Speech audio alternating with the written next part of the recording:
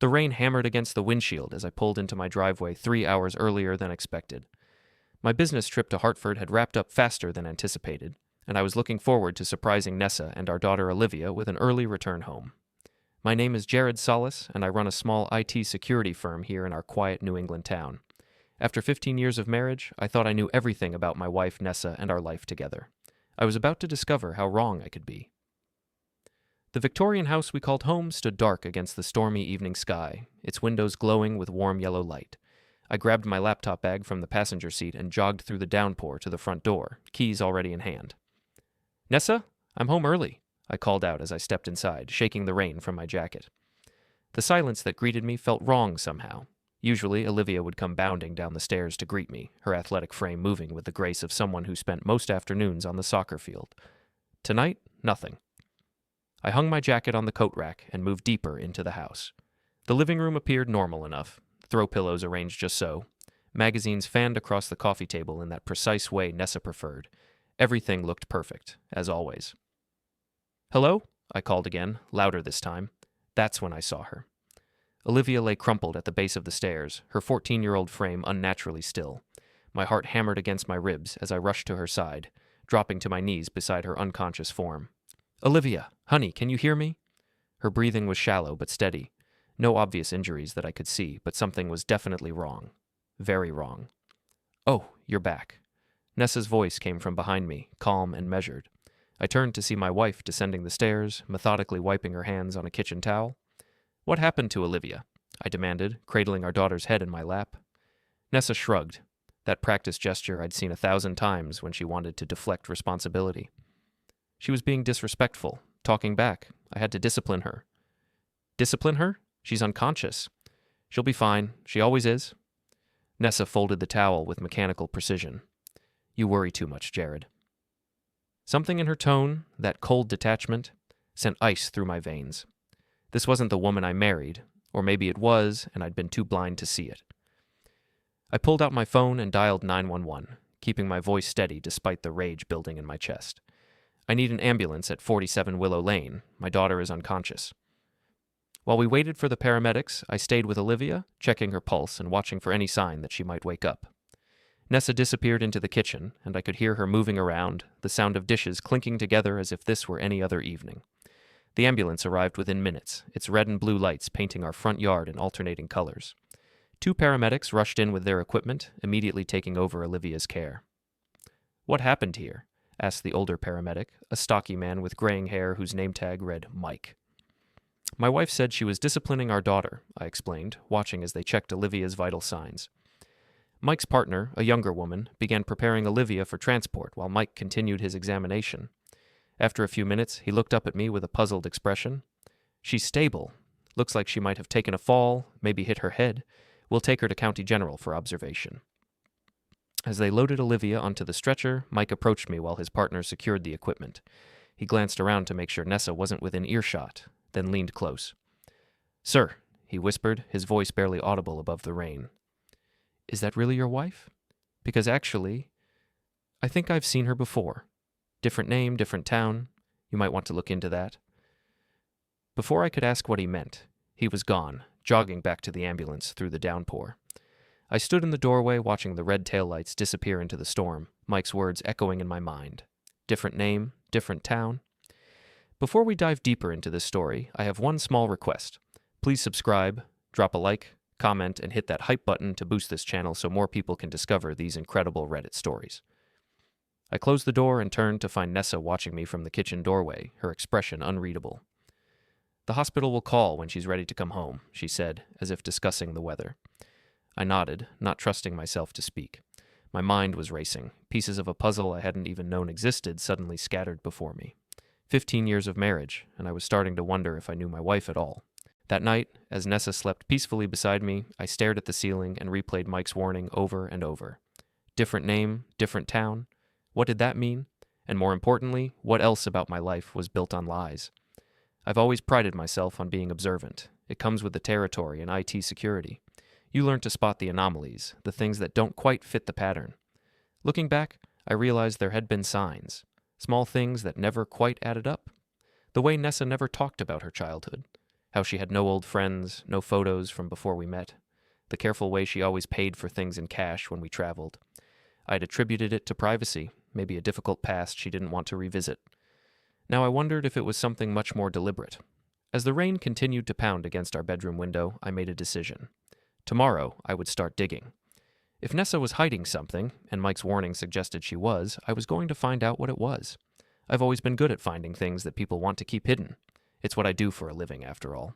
But I'd never imagined I'd need to use those skills on my own family. The irony wasn't lost on me. For 15 years, I'd been protecting other people's secrets while living with someone who might be keeping the biggest secret of all. I closed my eyes and tried to sleep, but Mike's words kept circling through my thoughts like a warning bell that wouldn't stop ringing. Different name, different town. Tomorrow, I would find out exactly what that meant. And if Nessa thought she could hurt Olivia and get away with it, she was about to learn just how wrong she could be. The next morning arrived gray and cold, matching my mood perfectly. Nessa had already left for her part-time job at the local art gallery by the time I came downstairs, leaving only a note about picking up Olivia from the hospital later. I called the hospital first thing. Olivia was awake and asking for me, which sent relief flooding through my system. The doctor said she had a mild concussion, but should be fine to come home this afternoon. When I asked about the cause, he was diplomatically vague. Consistent with a fall, he said, but the circumstances were unclear. After hanging up, I sat in my kitchen with a cup of coffee and considered my options. Mike's warning about Nessa having a different name in a different town nagged at me like a splinter I couldn't dig out. But before I went down that rabbit hole, I needed to understand what had really happened to Olivia. Fortunately, I had resources most people don't. 3 years ago, after a break-in attempt in our neighborhood, I'd installed a comprehensive security system throughout our house. Cameras in every common area, motion sensors, the works. Nessa knew about the obvious ones, the cameras by the front and back doors, but she didn't know about the others. The discreet ones I'd hidden in the living room, kitchen, and upstairs hallway. I'd never had reason to review the footage before. Now I had every reason in the world. My office occupies the entire third floor of our Victorian house, a space I'd converted into a high-tech command center for my business. Multiple monitors, servers humming quietly in climate-controlled cases, and most importantly, the central hub for our home security system. I pulled up the footage from yesterday evening and started scrubbing through the timeline. At first, everything looked normal. Olivia came home from soccer practice around 4, grabbed a snack from the kitchen, and headed upstairs to her room. Nessa moved around the house doing her usual routine, straightening pillows, wiping already clean counters, maintaining her facade of domestic perfection. Then, around 6:30, things got interesting. The hallway camera caught Olivia coming out of her room, probably heading downstairs for dinner. She looked happy, relaxed, like any normal teenager. But as she reached the top of the stairs, Nessa appeared in the frame. What happened next made my hands clench into fists. I watched my wife grab our daughter by the shoulders and shake her violently. Olivia's mouth moved. She was saying something, probably trying to defend herself. But Nessa's response was to shove her backward. Hard. Olivia stumbled, her arms windmilling as she tried to catch her balance. For a moment, it looked like she might recover. Then Nessa stepped forward and pushed again. This time, Olivia went down. She tumbled down the first few steps before her head struck the banister with a sickening impact that I could almost hear through the silent footage. Her body went limp immediately, rolling the rest of the way to the bottom of the stairs where I'd found her hours later. But the worst part, the part that made me want to put my fist through the monitor, was Nessa's reaction. She stood at the top of the stairs for a long moment, looking down at Olivia's motionless form. No panic, no rush to help. She simply watched, as if evaluating the results of an experiment. Then she went to the bathroom and calmly washed her hands. I sat back in my chair, my coffee growing cold as the full implications sank in. This wasn't discipline gone wrong. This wasn't an accident. Nessa had deliberately hurt our daughter, then lied about it with the kind of casual ease that suggested this wasn't her first time. The footage continued, showing Nessa moving around the house, straightening up, preparing her story. When I arrived home unexpectedly, she'd been ready with her explanation about discipline. She'd counted on me believing her, just like I always had. But I also had cameras outside. The exterior footage revealed another surprise that hit me like a punch to the gut. While I'd been in Hartford, Nessa had received a visitor. Several visitors, actually, but one in particular caught my attention. Brooks Madden. I knew Brooks. He lived in the affluent neighborhood across town and ran a successful real estate development company. We'd been neighbors years ago, before Nessa and I bought the Victorian house, and we'd maintained a casual friendship. He was handsome in that polished way some women found irresistible, with perfect teeth and expensive clothes that screamed success. According to the timestamp, Brooks had arrived at my house Tuesday evening and didn't leave until Wednesday morning. The same pattern repeated Thursday night. While I was working in Hartford, my wife was entertaining another man in our home. And not just any man, someone I considered a friend. I fast-forwarded through more footage, documenting every visit, every intimate moment I could see through windows, every casual touch that spoke of familiarity. The evidence was overwhelming and undeniable. My wife was having an affair, and she was abusing our daughter. For a moment, I just sat there, absorbing the magnitude of the betrayal. 15 years of marriage, and I'd been living with a stranger. Worse than a stranger, a woman who could hurt a child and feel nothing. But then something else kicked in. Something cold and calculating that I recognized from my work in cybersecurity. When you discover a breach in the system, you don't just patch the hole. You trace it back to its source, document everything, and make sure it can never happen again. Nessa thought she was clever. She thought she could manipulate me the way she'd probably manipulated others. She'd forgotten one crucial detail. I made my living outsmarting people who thought they were clever. I spent the rest of the morning copying files, organizing evidence, and planning my next moves. The security footage was damning, but it was only the beginning. If Mike was right about Nessa having a different identity, there would be other records, other evidence of deception. I also needed to protect Olivia. Whatever else happened, I couldn't let Nessa hurt her again. Around noon, I drove to the hospital to pick up our daughter. She was sitting up in bed when I arrived, looking pale but alert. The sight of the bandage on her forehead made my jaw tighten with renewed anger. "Dad!" She smiled when she saw me, and I felt something crack inside my chest. "Hey, sweetheart, how are you feeling?" "Like I got hit by a truck. The doctor said I have a concussion, but I'll be okay." She paused, and her expression grew troubled. "Dad, about what happened. You don't have to talk about it now. But I want to." She looked around to make sure we were alone, then lowered her voice. "Mom didn't just discipline me. She pushed me down the stairs. On purpose." I sat on the edge of her bed and took her hand. "I know. You do? I saw the security footage. And Olivia, I believe you. Completely." Relief flooded her features, followed quickly by concern. "What are you going to do?" That was the question, wasn't it? What was I going to do? The old Jared might have tried talking it out, might have suggested counseling or given Nessa a chance to explain, but the old Jared hadn't seen his wife deliberately hurt his daughter and then lie about it with such casual cruelty. "I'm going to fix this," I told Olivia, "but I need you to trust me and be patient. Can you do that?" She nodded solemnly. "Will you keep me safe?" "Always," I promised, and I meant it. On the drive home, I made my first move. Using my phone's voice-to-text feature, I composed an anonymous email to Child Protective Services, including timestamps and a detailed description of what the security footage showed. I didn't include the actual video, not yet, but I provided enough information to trigger an investigation. My second call was to Keely Morrison, my best friend and former police detective who now ran a private investigation service. If anyone could help me dig into Nessa's past, it was Keely. "Jared, what's wrong?" She picked up on the first ring, and I realized my voice must have given away more than I intended. I need your help, Keely. Professional help. And I need it fast." "What kind of trouble are we talking about?" I glanced at Olivia in the passenger seat. She was staring out the window, lost in her own thoughts. The kind where everything I thought I knew about my life turns out to be a lie. "I'll be right over." As we pulled into our driveway, I noticed Nessa's car was already there. She'd be waiting inside with questions about Olivia's condition, probably ready to play the concerned mother role to perfection. Let her play it, I thought. She had no idea that the game had already changed, or that I held all the winning cards. I helped Olivia out of the car and walked her to the front door, my arm around her shoulders in a gesture that was both protective and possessive. Nessa could put on whatever performance she wanted. I knew the truth now, and I was going to make sure everyone else knew it too. Keely arrived an hour after Nessa had finished fussing over Olivia with theatrical concern. My wife had played her part perfectly, the worried mother, so relieved to have her daughter home safe. If I hadn't seen the security footage, I might have believed the performance myself.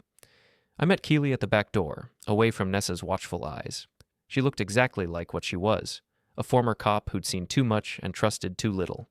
Short auburn hair, sharp green eyes, and the kind of practical clothing that suggested she was always ready for trouble. "So what's this about everything being a lie?" she asked without preamble. I led her up to my office and closed the door. For the next 30 minutes, I walked her through everything. The security footage, Brooks's overnight visits, Mike's cryptic warning about Nessa having a different identity. Keely watched the videos without comment, but I could see her professional instincts kicking in. "This is bad, Jared.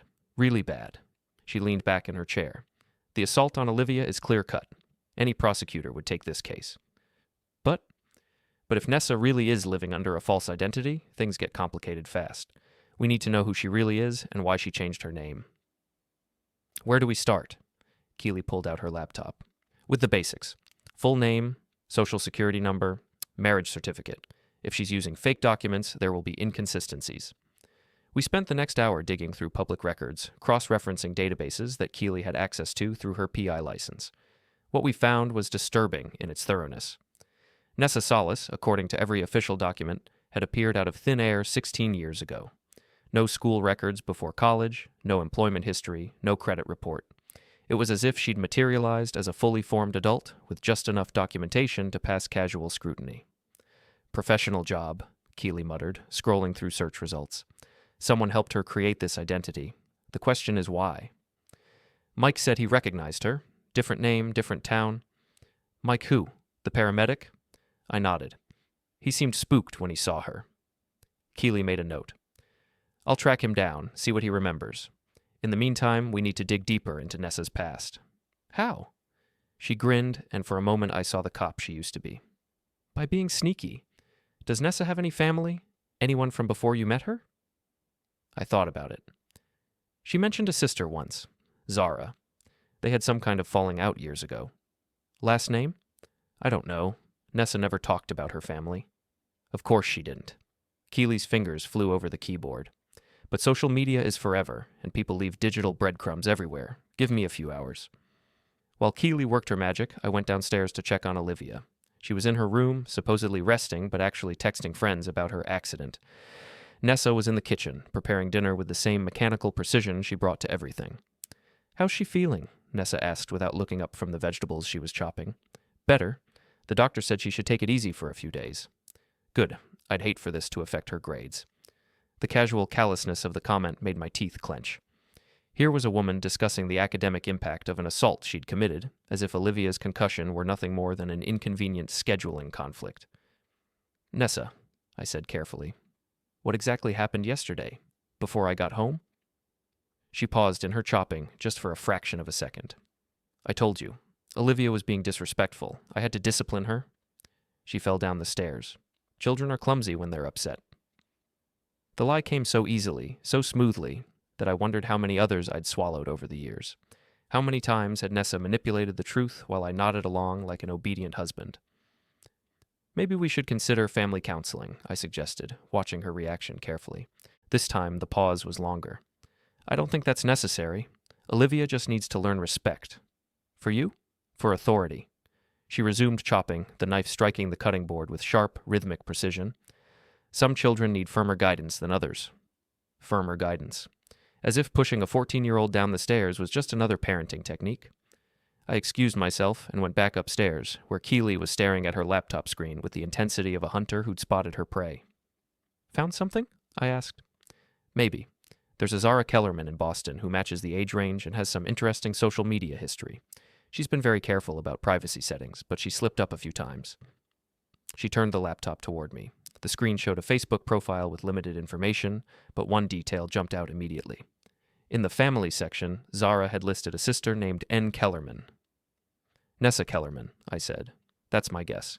But here's where it gets interesting." Keely clicked to another tab. "Zara works as a victim's advocate in Boston, specializes in domestic violence cases." The implications hit me like a physical blow. "You think Nessa?"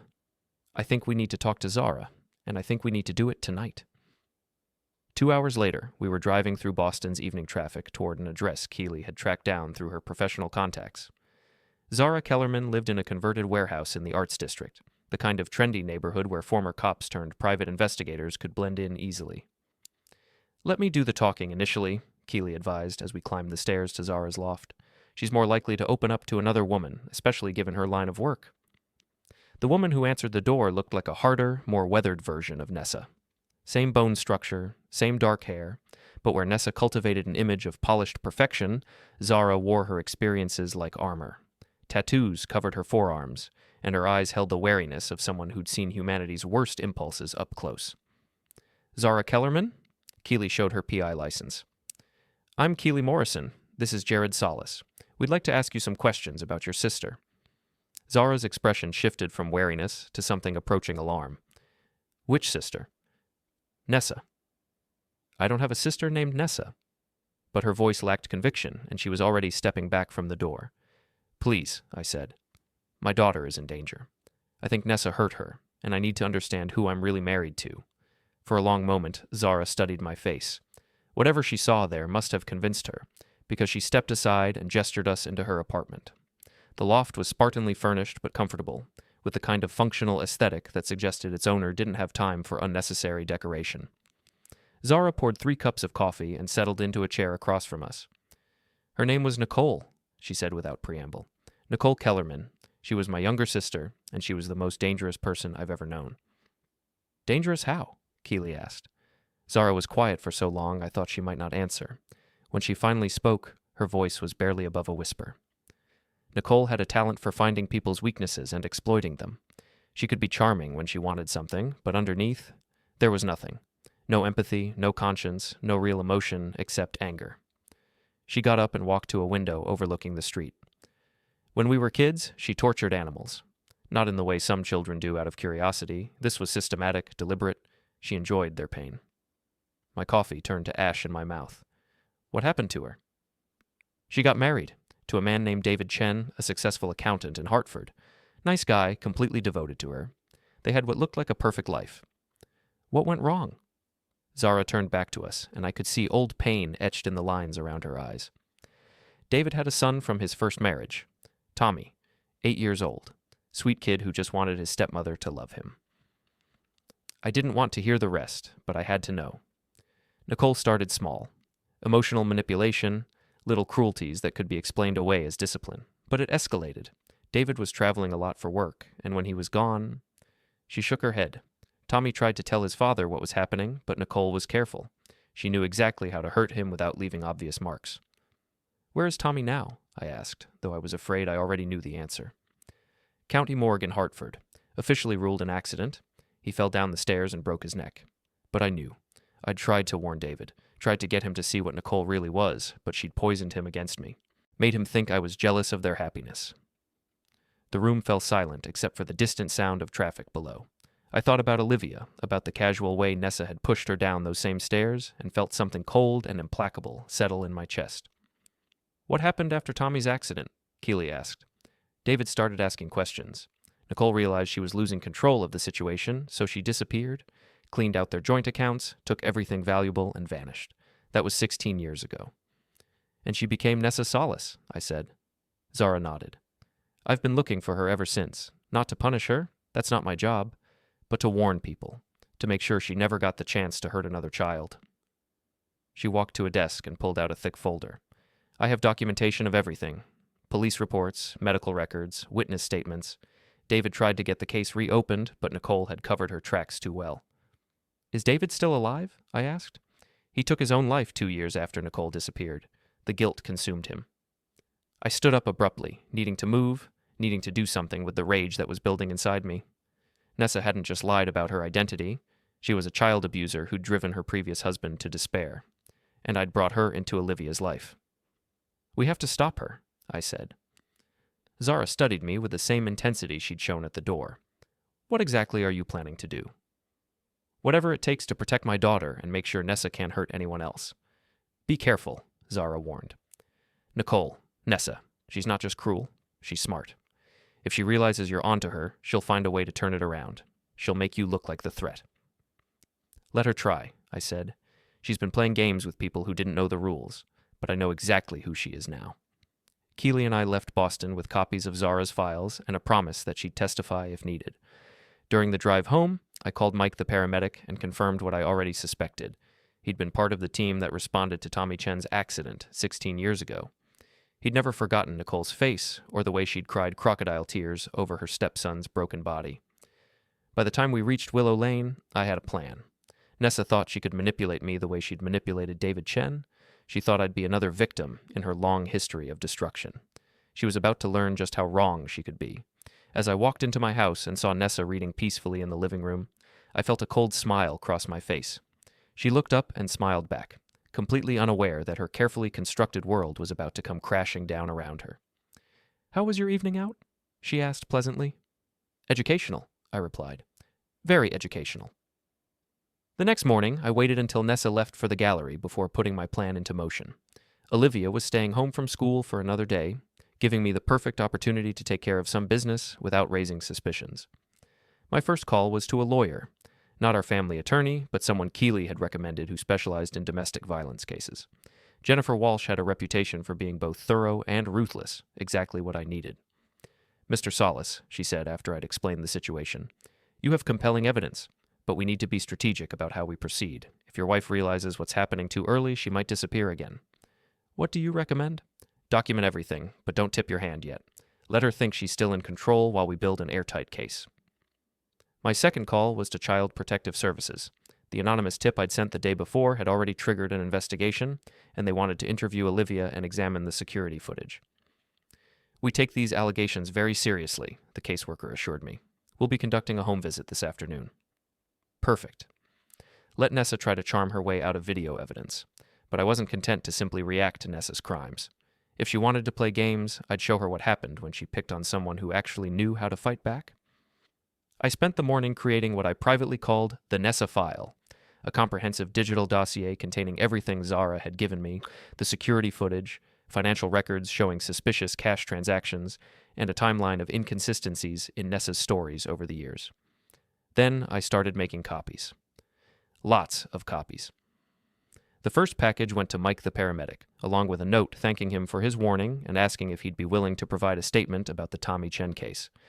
The second went to David Chen's brother in Hartford, who'd been trying for 16 years to prove that Nicole Kellerman had gotten away with assault. The third package was the most satisfying to prepare.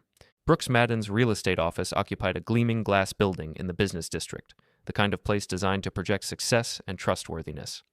I'd been there several times over the years for community events, back when I thought Brooks was just a successful neighbor. Now I knew better. I walked into the reception area carrying a manila envelope and wearing my most professional smile. The receptionist, a young woman who probably thought Brooks was God's gift to the business world, looked up expectantly. "I have a delivery for Mr. Madden," I said. "Personal and confidential." "I can take it for you." "I'm afraid he needs to sign for this personally, insurance purposes."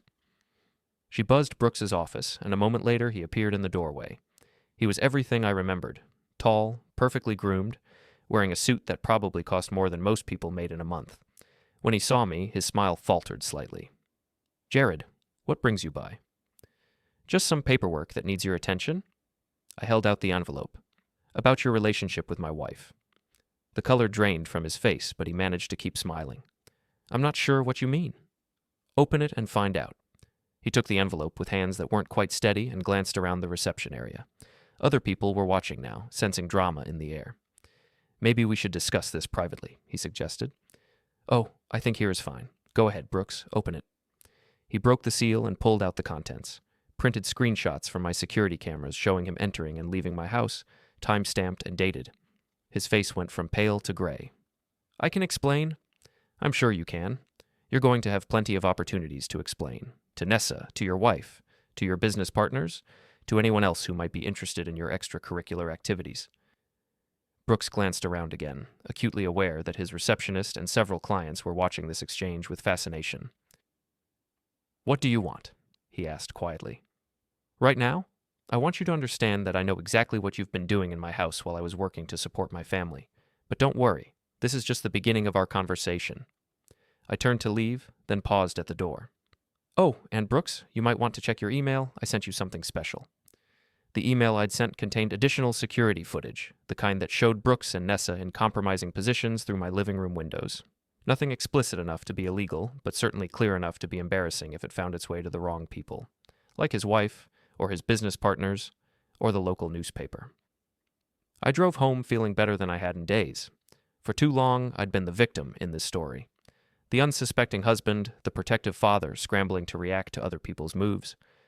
Now I was taking control. The CPS caseworker arrived at 2 o'clock sharp. Janet Franklin was a middle-aged woman with kind eyes and the no-nonsense demeanor of someone who'd seen every form of family dysfunction imaginable.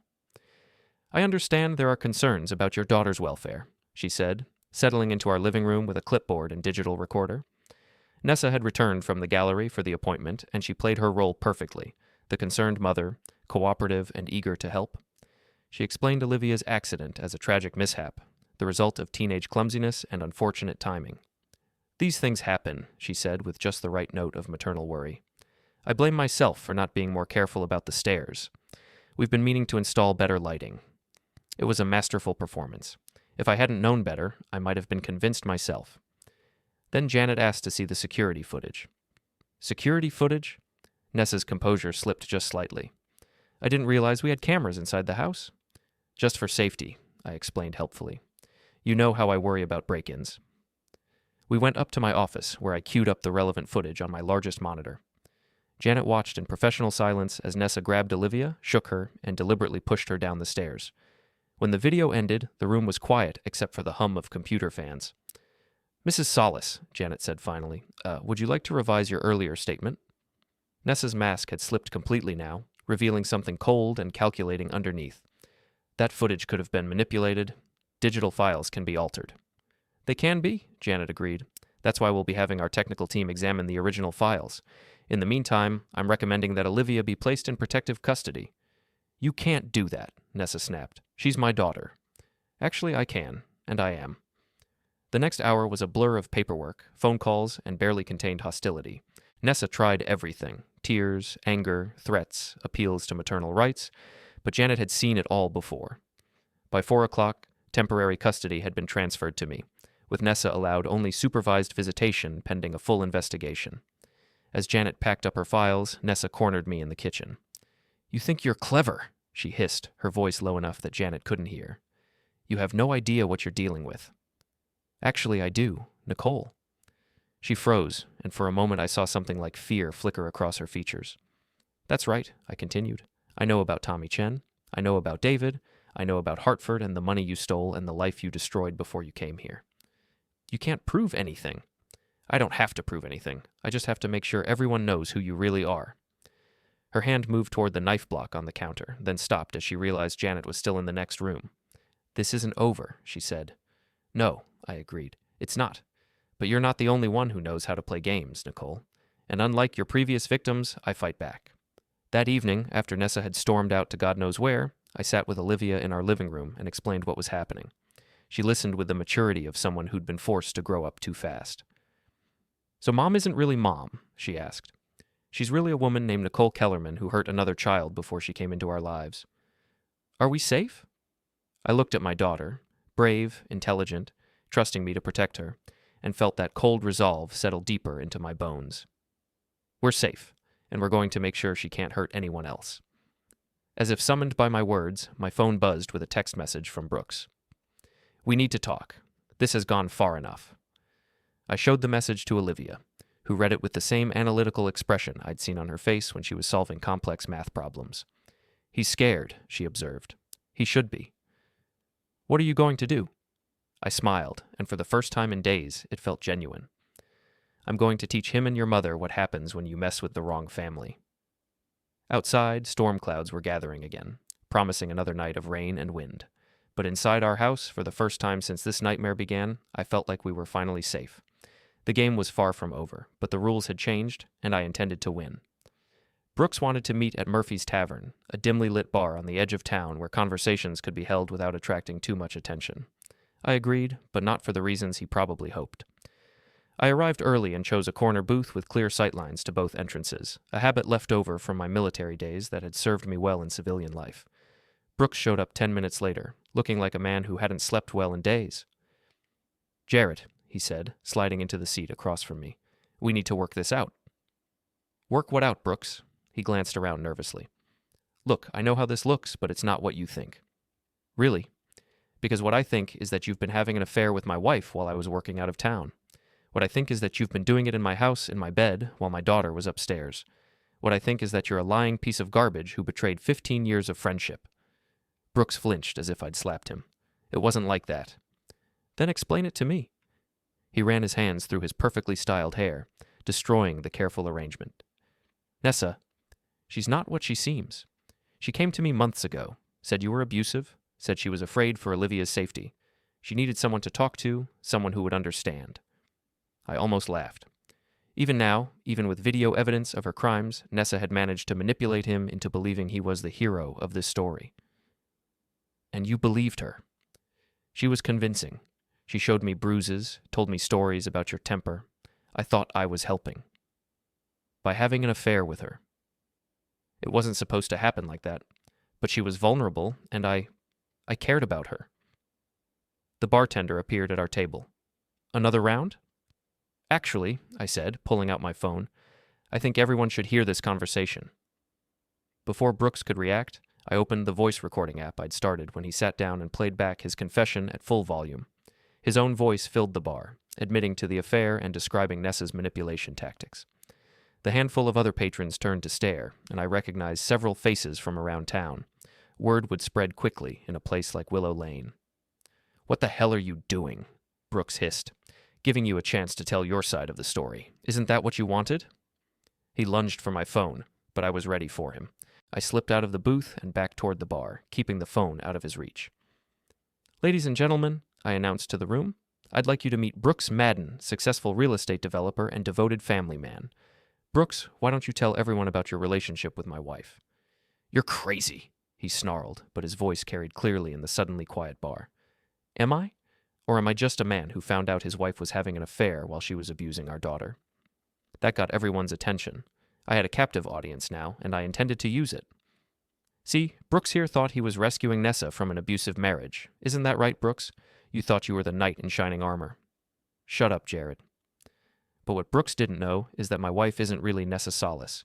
She's Nicole Kellerman, and she's done this before. Haven't you heard this story before, Brooks? The vulnerable woman? The abusive husband? The need for a strong man to protect her?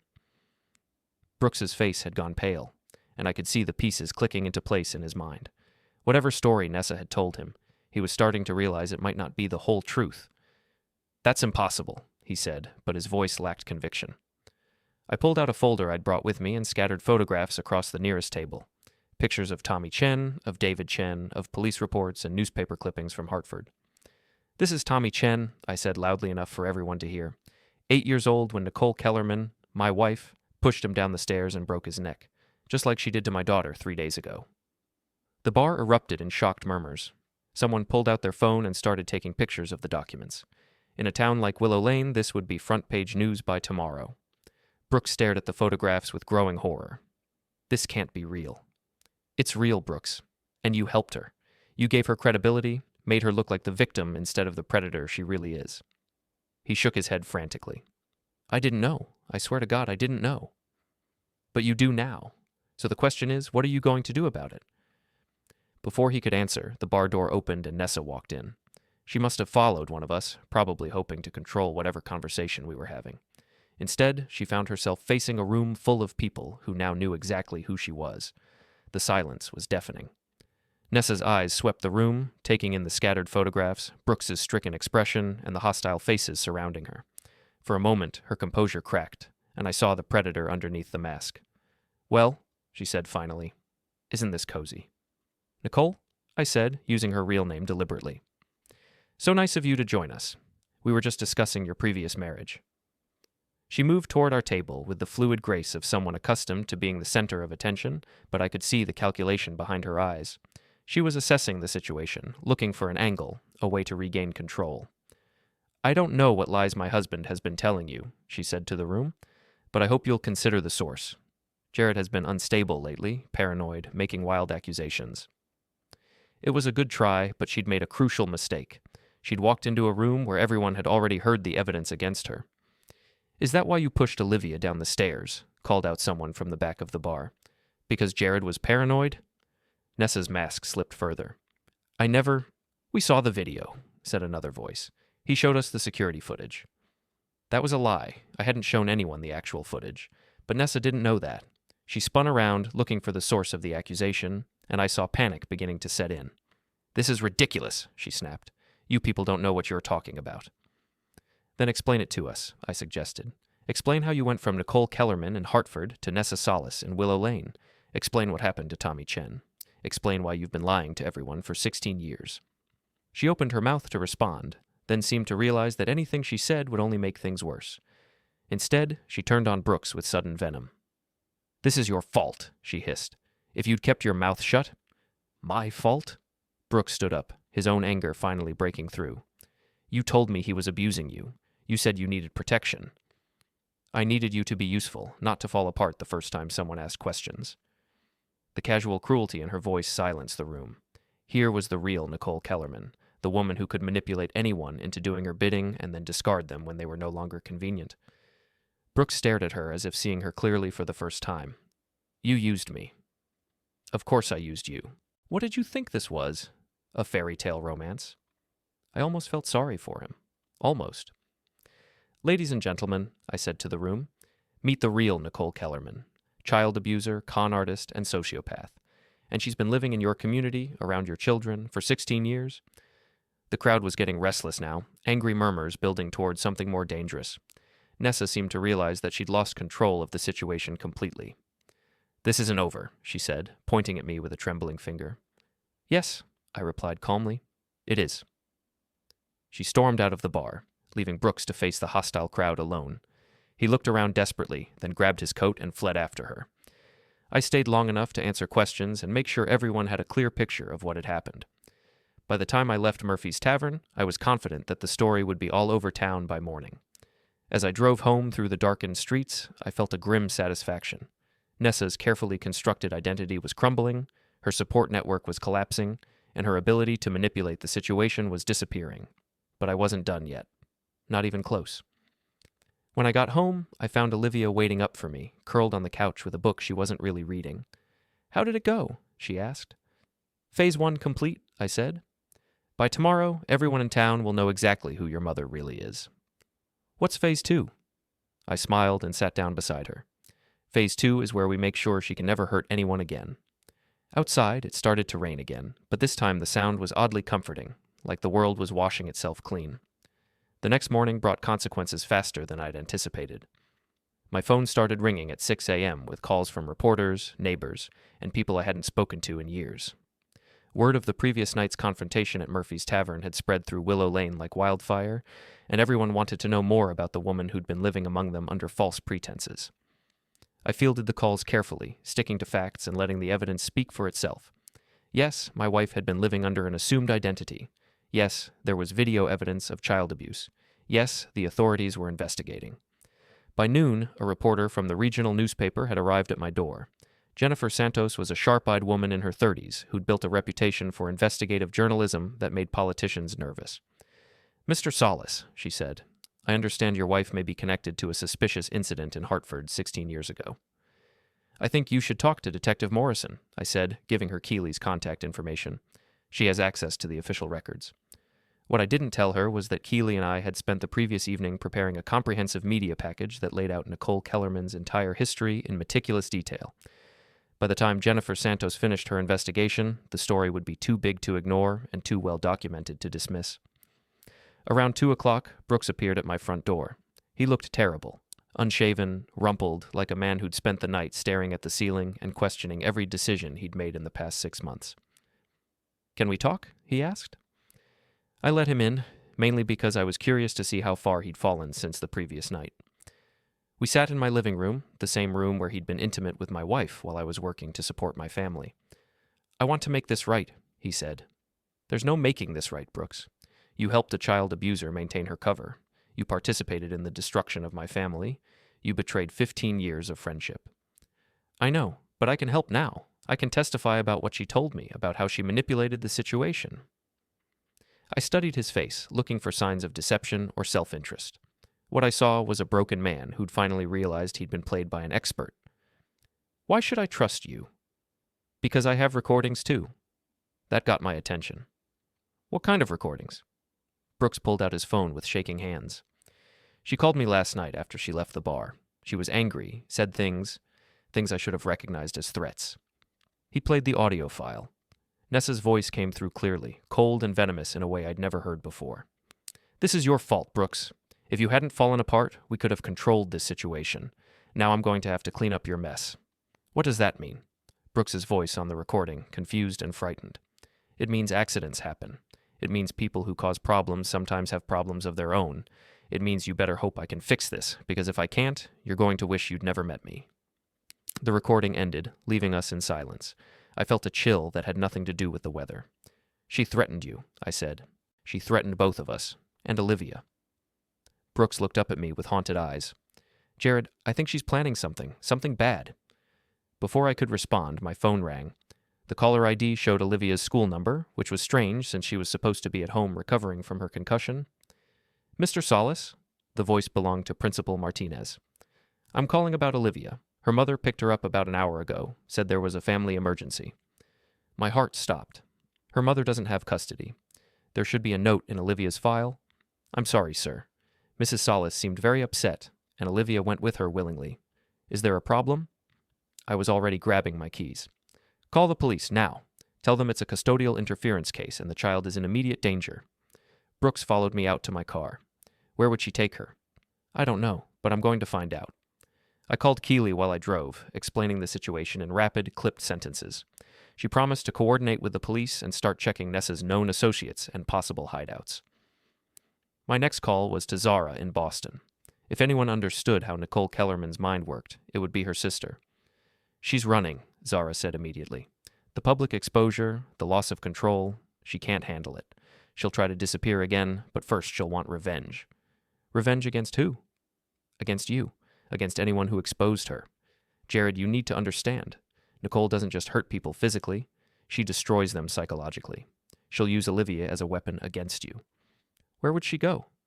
"Somewhere isolated. Somewhere she can control the situation completely. Does she have access to any remote properties?" I thought frantically, trying to remember every conversation we'd had about real estate, vacation spots, places she might consider safe.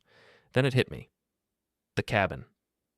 6 months ago, Nessa had mentioned a property she'd found through her work at the gallery, a remote cabin owned by an elderly artist who'd moved to Florida. She'd suggested we rent it for a weekend getaway, but I'd been too busy with work to follow through. I called the gallery and bullied the receptionist into giving me the artist's contact information. 5 minutes later, I had an address. A cabin 30 miles north of town, accessible only by a narrow dirt road that wound through dense forest. The perfect place for someone who wanted privacy for whatever they were planning. I called the police with the location, then ignored their instructions to wait for backup. Every minute that passed was another minute Olivia was alone with a woman who'd already hurt one child and might be desperate enough to do worse. Brooks insisted on coming with me, and I didn't have time to argue. We drove through the late afternoon in tense silence, both of us imagining the worst possible scenarios. The cabin sat in a clearing surrounded by tall pines, looking like something from a postcard if you ignored the menacing atmosphere. Nessa's car was parked out front, and I could see lights in the windows. "What's the plan?" Brooks asked. "You stay here and wait for the police. I'm going to get my daughter." "Jared, she's dangerous. You heard the recording?" "She's had 16 years to hurt people and get away with it. That ends today." I approached the cabin carefully, using the trees for cover. Through a side window, I could see into the main room. Olivia sat in a chair near the fireplace, her hands bound with rope. She looked scared but unharmed. Nessa paced back and forth in front of her, talking animatedly. Even from outside, I could see the manic energy that suggested she was coming apart at the seams. The front door was locked, but the back door opened easily. I slipped inside, moving as quietly as possible through a small kitchen toward the main room. "All your father's fault," Nessa was saying. "If he'd just minded his own business, none of this would have happened. But he had to play detective, had to ruin everything." "He was protecting me," Olivia said, her voice steady despite her obvious fear. "Protecting you? From what? I gave you discipline, structure, the things your father was too weak to provide. You hurt me. You pushed me down the stairs." Nessa laughed, a sound devoid of any warmth or sanity. "That was nothing compared to what I could have done, what I still might do." I'd heard enough. I stepped into the room with my hands visible, trying to project calm authority despite the rage burning in my chest. "Let her go, Nicole." Nessa spun around, and I saw something wild and desperate in her eyes. "I wondered when you'd show up. Right on schedule, just like always." "This is between you and me. Olivia has nothing to do with it." "Olivia has everything to do with it. She's the reason you started digging into my past. She's the reason my carefully constructed life is falling apart." Your life fell apart because you're a child abuser and a sociopath. Olivia is just another one of your victims. Nessa moved closer to Olivia's chair, and I noticed for the first time that she was holding something in her right hand. A kitchen knife, the blade reflecting the firelight. Don't come any closer, she warned. I've got nothing left to lose now, thanks to you. You're right, I said, taking a careful step forward. You don't have anything left to lose. Your identity is blown, your support network is gone, and everyone knows what you really are. But you still have a choice about how this ends. Do I? Because it seems to me like you've already decided how my story ends. I've decided that you'll never hurt another child. But you can walk away from this, Nicole. You can disappear again, start over somewhere else. Just let Olivia go. She considered this, tilting her head like a bird studying an interesting insect. And spend the rest of my life looking over my shoulder, wondering when someone else will figure out who I am? Better than the alternative. Which is what? I smiled, and I knew it wasn't a pleasant expression. The alternative is that I make sure everyone knows exactly what you are. Every town, every city, every place you might try to hide. I'll make you famous, Nicole. I'll make sure your face is on every missing persons database, every child protection website, every place where parents might see it and recognize the danger. For the first time since I'd known her, Nessa looked genuinely afraid. You can't do that. Watch me. I have resources you can't imagine, contacts you don't know about. I'll make you the most wanted woman in America. Dad, Olivia said quietly. She's getting closer to me. I looked and saw that Nessa had indeed moved nearer to my daughter, the knife now only inches from Olivia's throat. Last chance, Nicole. Let her go and walk away, or deal with the consequences. Consequences? Nessa laughed again, but this time it sounded forced. What consequences? You think I'm afraid of some middle-aged computer nerd? You should be, because I'm not David Chen. I'm not Brooks. I'm not one of your usual victims who'll roll over and let you destroy their lives. I pulled out my phone and showed her the screen. See this? I'm live streaming our conversation to every social media platform I can access. Right now, thousands of people are watching Nicole Kellerman threaten a child with a knife. By tomorrow, millions will know your face. It was a bluff. I wasn't actually live streaming anything, but Nessa didn't know that. I could see the panic building in her eyes as she realized the implications. Turn it off, she demanded. Let Olivia go first. For a moment, we stood frozen in tableau. The predator, the prey, and the protector, each waiting for someone else to make the first move. Then I heard the sound of car doors slamming outside, followed by heavy footsteps on the cabin's front porch. Police, open up. Nessa's head snapped toward the sound, and in that instant of distraction, I moved. I lunged forward, grabbing her wrist and twisting until she dropped the knife. She fought back with surprising strength, clawing at my face and trying to break free. But I'd spent too many sleepless nights imagining this moment. Too many hours planning what I'd do when I finally had her in reach. I wasn't going to let her escape again. The police burst through the door just as I pinned Nessa to the floor, her arms secured behind her back. She was screaming now, a wordless sound of rage and frustration that seemed to echo through the cabin like the cry of some wounded animal. It's over, I told her as the officers took her into custody. Finally, it's over. As they led Nessa away, she turned back to look at me one last time. The mask was completely gone now, revealing the predator underneath in all its ugly reality. This isn't finished, she snarled. I'll find a way to make you pay for this. No, I said calmly. You won't. Because where you're going, the only person you'll be able to hurt is yourself. I untied Olivia and pulled her into a fierce hug, feeling her trembling against my chest. She was safe. We were both safe. And Nicole Kellerman would never threaten another child again. As we walked out of the cabin together, I saw Brooks talking to one of the officers, probably giving his statement about the threats Nessa had made. He caught my eye and nodded. Not quite an apology, but an acknowledgement that he understood the magnitude of what had almost happened. The drive home was quiet, both Olivia and I lost in our own thoughts. It wasn't until we pulled into our driveway that she finally spoke. Is it really over? I looked at our house, the Victorian home where we'd lived with a predator for so many years without knowing it, and felt something settle in my chest. Yes, I said. It's really over. 3 months later, Nicole Kellerman was sentenced to 15 years in prison for child abuse, custodial interference, and a dozen other charges that Keeley and the prosecutors had managed to dig up. The evidence was overwhelming, the case airtight. Brooks lost his real estate license and moved away from Willow Lane, unable to face the daily reminders of his role in the deception. I felt no sympathy for him. Zara came to visit us occasionally, helping Olivia understand the complicated legacy of having been victimized by someone who should have protected her. They formed an unlikely friendship, the aunt and niece who'd both survived Nicole Kellerman's particular brand of evil.